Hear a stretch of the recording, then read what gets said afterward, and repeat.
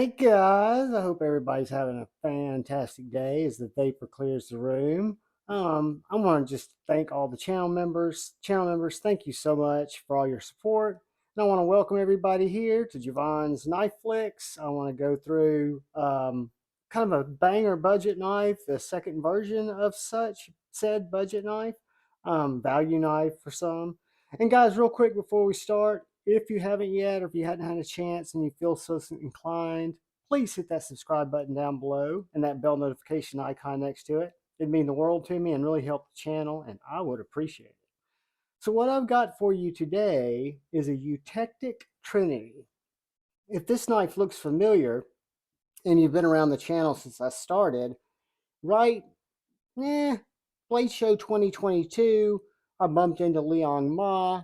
He had his Eutektik Trinity prototypes and some that he was selling there at Blade Show. I picked one up. I thought it was interesting. Mine had a few things that were a little bit finicky about it, and but it was a great knife. It's a Liong Ma design. It's a Mine was D2 at the time, but the one I want to talk about today is this improved version right here. And this is the Liong Ma Eutektik. The Eutektik again is on the value end, but the game's been upped a little bit because this is now 14C 28N on the blade. Really nice G10 on the handles. It's a inset liner lock, where before it was not an inset liner lock. And when I talk about an inset, let me see if I can grab a flashlight that's close. So you've got that little liner that's milled out just perfectly inside there. So the knife is very refined. I would show you the older version, but it was given away in one of my giveaways. But what you've got here is a deep carry clip, some very nice G10. I would put this up next to Miguron's G10, which is very similar to what I think of as Spyderco's G10. And guys, this is a larger knife. This is a full-size knife, but it's a well thought out knife. So you've got this backwards handle with this really aggressive jimping. It's not by any means uncomfortable, but it definitely holds your thumb. But then the way I use this knife is you've got this forward finger choil. I can lock my three fingers behind the trigger, my first finger in front of the trigger, and I can really get control of what is a larger blade. If it was a shorter blade, which is an exciting thing coming down the road for Eutektik, that's just a teaser, but I could see it. It's just to me it's perfectly ergonomically laid out, as are Liong Ma design folders, whether it's his kitchen utility folders, the KUFs, or whether it's the field duty EDC or many of his other designs. They're all designed for the hand and the intention of the cut. What are you going to be cutting? As you can tell here, this is a gradual drop point blade with a nice belly, but more of a point than a belly. Just a really nice grind, very even grind on this factory copy. It does have what I consider a large pill-shaped hole. If I had any, it's not even a gripe, but if I had any design change that I would like to see, and I don't know how it would look, and I'm not a designer, it's not a hot dog down the hallway hole. So it's not a finger hole that you're going to slit through. We've talked about that with some where you can get that flip through action going. But it's a little bit larger than I feel it needs to be. Again, I can flip it from the top, flip it up. I can flip it from the middle, flip it out. It's got really snappy detent, and then it falls back to place. Shuts just with the drop. And I'm doing this horizontally, so the drop might not seem as fluid as it is. But so you don't like finger flicking, you don't like thumb flicking. That is absolutely fine, because this knife has a low profile, very well jimped traditional flipping tab and a jimped front flipping tab here. Now you guys know I hate front flippers, but this front flipper is actually flippable for me. It's not one that I enjoy because I don't enjoy front flipping, but you can front flip this knife. You can, I like, and again, I'm a middle finger flick guy, but I think the tuning of this traditional flipper, when I light switch it,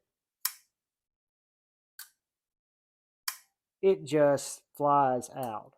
If you can see how that pivot is a little bit lower than where that jimping is, and your finger is starting out higher than the pivot, and as you pull down, there's just no way to fail it. Once it breaks the detent, it's out. So a really nicely tuned multi-deployment reversible clip. You've got this nice deep carry steel pocket clip that is again reversible. So you got your screws here. T6s on the body, T8, and let me just verify that. T8 in the pivot. That's one thing I'd also, ideally, all things being equal, I like to one bit. Okay, so it's a T10, T10 and T6. Well, the T10's nice, but I would, just in all objective honesty, be just as happy with the T8 all the way around. So you've got T6 and a T10, I believe, for the pivot.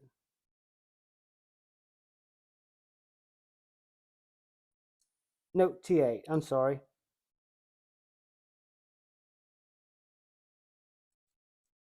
Yeah, T8 and T6. I'm an idiot. Sorry, guys. Don't know how to read me own bloody bits. But so anyway, you've got T6s, T8s in the pivot, and just a really well-tuned knife. The lockup is done very well. The geometry on the tang, it locks up really well with the light bar at about 33% there. Again, it is an inset liner, so it's very, very smooth, very fluid. Let's get something to cut because that's where this knife really shines. It's got this tall, flat grind 14C blade that is, and you guys know I suck at cutting under a camera. And this is that phone book paper Smoky Mountain Knife Works catalog. Any of you knife people know exactly what kind of paper this is. And it's not as much that the knife's not razor hair splitting sharp. It's just that I'm a dyslexic cutter. I cannot cut looking through this phone. So then I try to look under the phone and it takes my angle all wonky. But again, very sharp. If I ever get it lined upright and make a couple of cuts, we're in business. But I hit it sideways. Anyway, it is very, very sharp. I can assure you. It is a hair shaver, which we can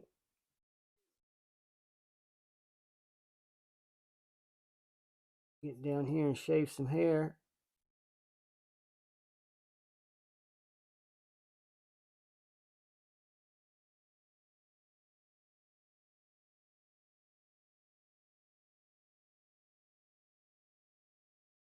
So it is very sharp, very bitey. You know, could use a stropping maybe, who knows? But a great knife.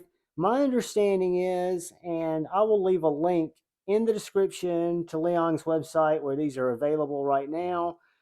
What's cool that's going to be coming out very soon, or I don't know if it's very soon, but it's going to be coming out soon, and I've seen one, is the Trinity FSD, which is the value or budget field duty design. So it'll be a shorter, closer to a 3-inch blade, more reminiscent to what my field duty EDC shape is and size is, whereas this is a little bit longer knife. So what I want to do after cutting up this peanut, because somehow I just got sucked into that, I want to do a couple of quick size comparisons to give you guys an idea of the size of the knife, and then we'll get some measurements, some weights, and we will peace out.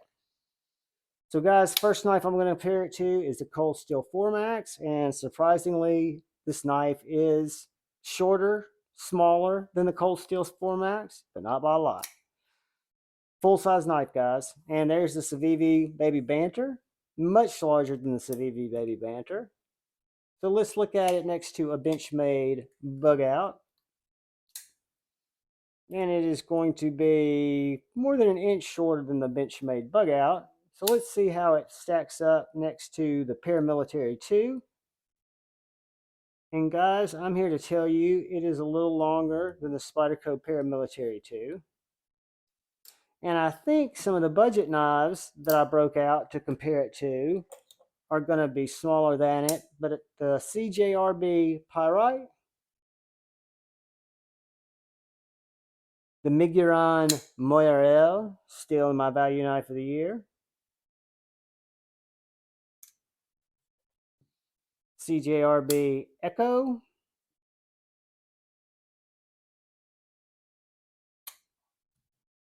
And the Vosteed Corsair.